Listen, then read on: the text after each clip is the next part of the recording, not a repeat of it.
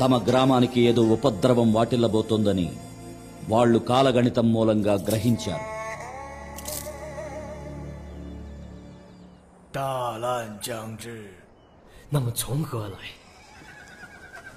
ఆ సమయంలో అక్కడికి వెళ్లిన బోధిధర్ముని వాళ్లు దుష్టశక్తిగా భావించారు.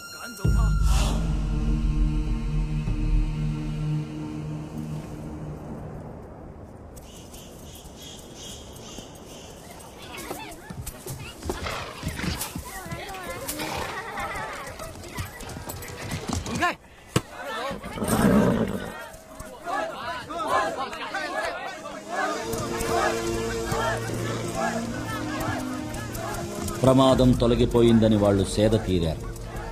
కానీ నిజమైన ప్రమాదం చీనాలో ఎన్నో లక్షల ప్రాణాలను